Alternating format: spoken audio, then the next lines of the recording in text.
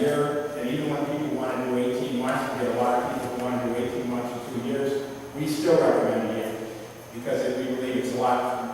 Some people don't believe it. We're very conservative. We think it's a lot easier than the reasonableness test to do to go out and shoot 1 year, and if we need an extension of 4 months or 6 months, we got it. That's a lot easier to defend than if somebody attacks it, than if we go out for, say, 2 years. So we think it's safer to do 1 year. We have no doubt, no question that 1 year is reasonable. If the town doesn't do anything and fracking does come in and there's an accident, let's say that the town road gets so wrecked and it's in such disrepair or something happens, who's liable for that? Some of the people on the other side will tell you about something in the Constitution called the Commerce Clause. And they will tell you that therefore people can tear up the roads.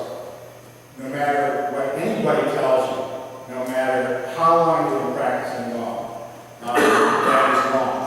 Neither the Commerce Clause or any other provision of law allows anybody to destroy public property just because they're going to fix it. Because these guys say, well, we're going to destroy it. I can't, for example, if there was glass here, I can't just throw this chair and make a point and break the glass and say, no problem, I'm going to fix it.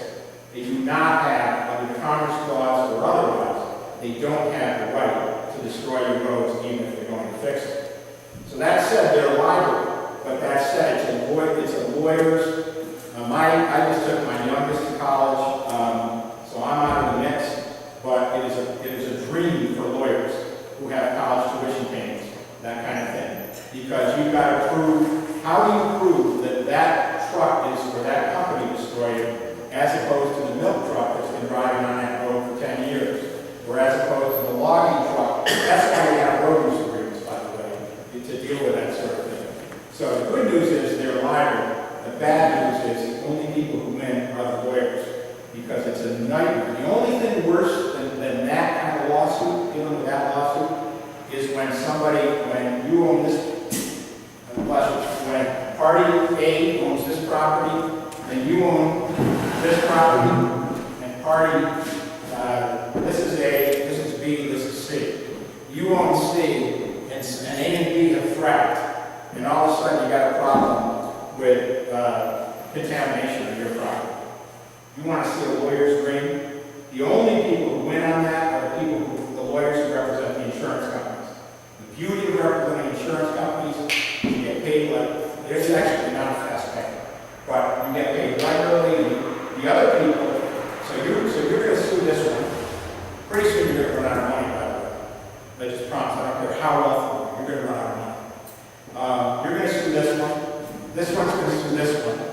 This one's going to run out of money, no matter how much they make from fracking. The only people who make out are the lawyers, and ultimately the only lawyers who make out are the insurance company lawyers, because everybody runs out of money eventually. Those cases, they're called problems of proof, and you have to prove, it's not enough to say before they drill everything was good. You still have to prove that it came here, and they're not going to say, yeah, you're right. They're going to say, no, it was this guy. It's a mess, unless you're a lawyer.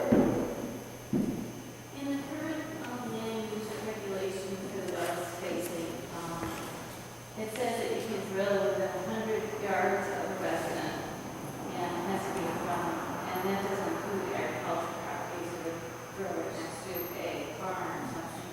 This is the current regs. It's 100 feet. 100 feet, yeah.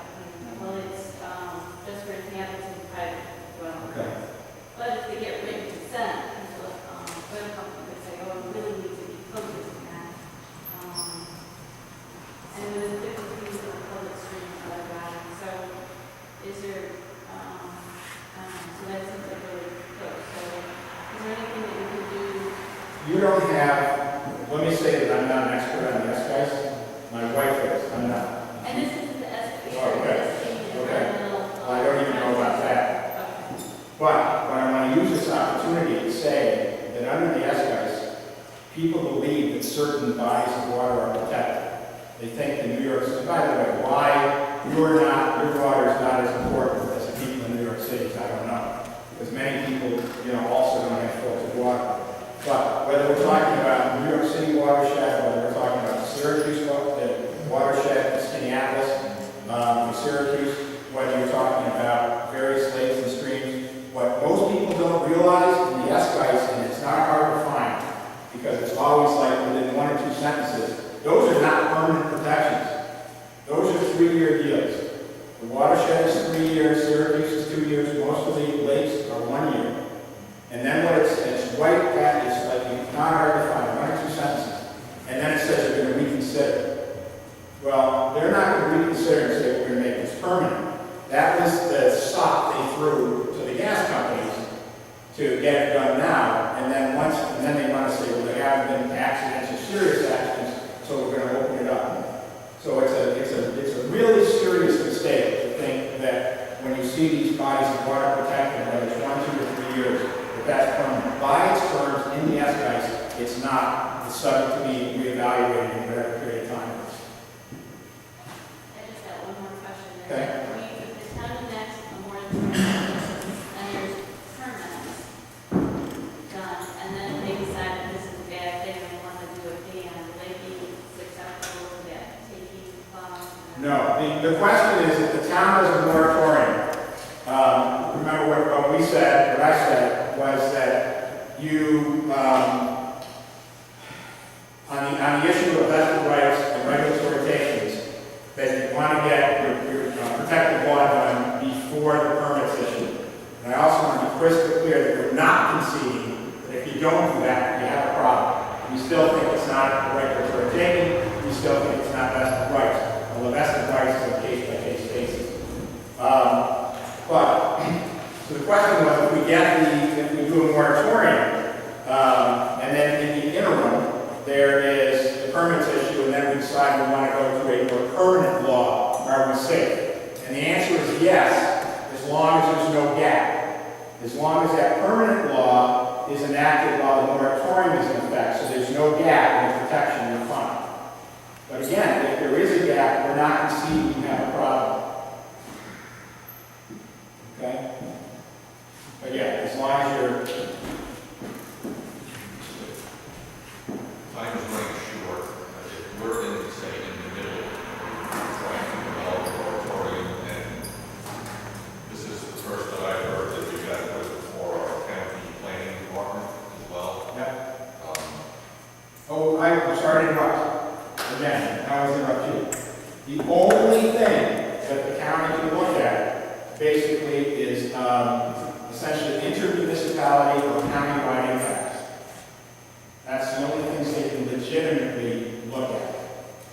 Some of those are other things, but those are, okay, so county-wide impacts or intermunicipality, the one, not the, I did inter and it's some mixed up.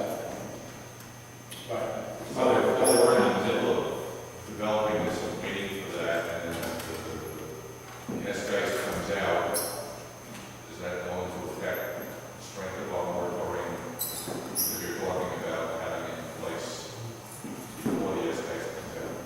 yeah, remember what I did say that. Remember, my real concern is permits.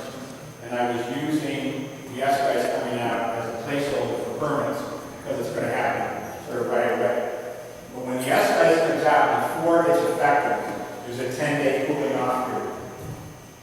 So certainly during that 10-day cooling off period, there aren't going to be any permits. And a lot of people think that when that S-guys comes out, the lawyers are going to be popping. So it may not even go in effect. But even if it does, before they can issue permits, you got a 10-day period. And that 10-day period that you're talking about, I don't know if you meant, the 30 days with the county can run, the last 30 days with the county can run concurrent with the 10 days that you have to pass your law. You know what I mean by that? Right. So it really is a 30-day issue. And the other thing that most people some people forget about is you're not tied down to your regularly scheduled meeting. If you decide you want to do something like this, it's not like you have to wait till next month or whenever you meet. You just call a special meeting. And whatever it takes, 3 days or 5 days, I don't know the answer. But whatever it is, so you know. The county may not take 30 days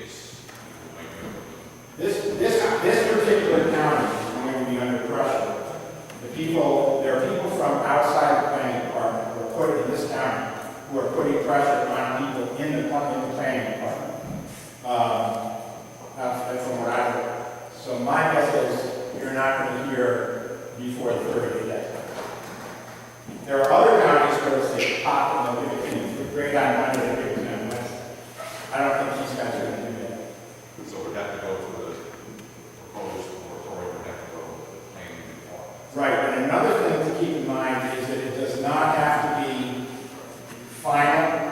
In other words, you guys might have, if there are material changes, we have to go back to that, just like we have to be notice of meeting.